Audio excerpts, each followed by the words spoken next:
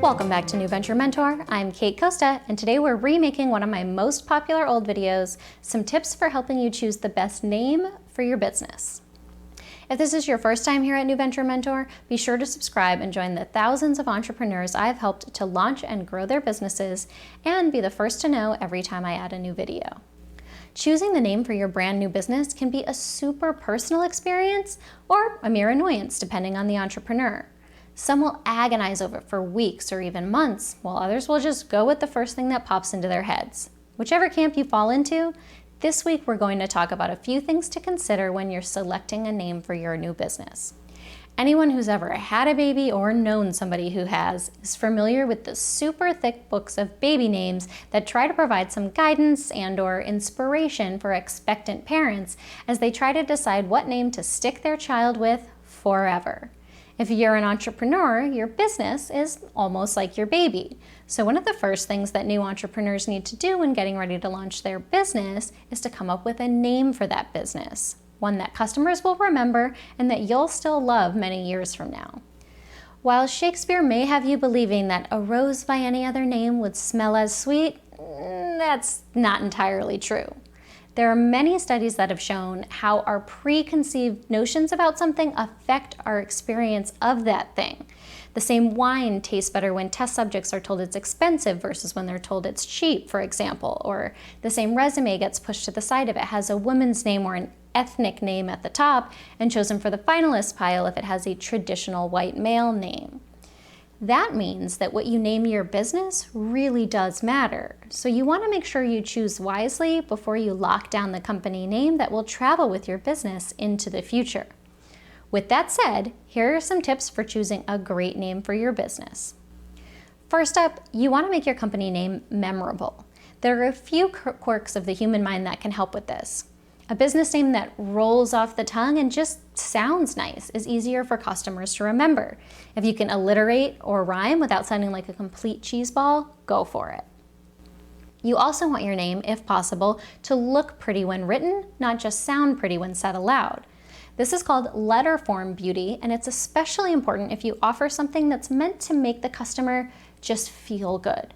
For example, you don't want a spa to have a name that looks ugly on the sign, because then people would rather go to the spa down the road with a pretty sign.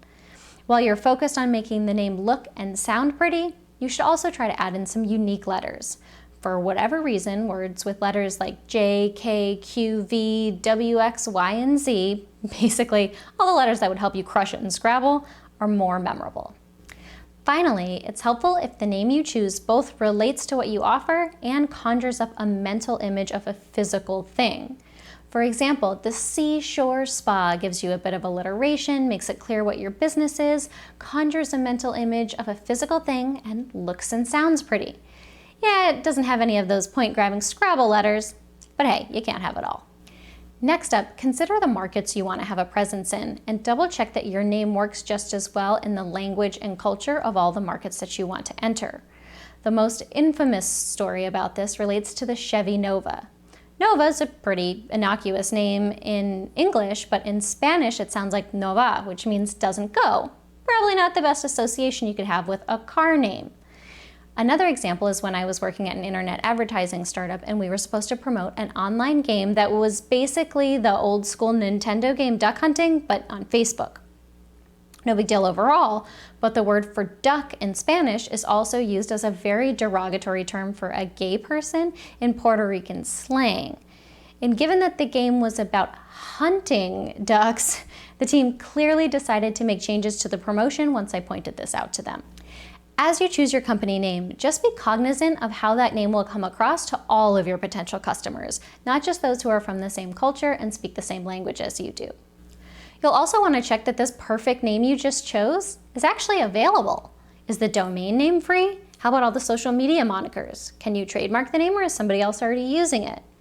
Do some research online to make sure that you can take control of whatever name you choose, both online and off, and be sure that it's easy enough to spell that people will be able to find you easily when they search for you online. Finally, take every bit of this advice with a grain of salt.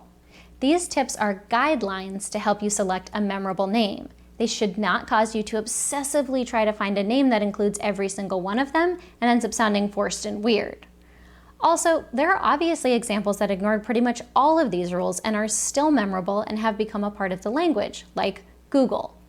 You can break all of the naming rules and still be successful, and you can follow all of the naming rules and fail.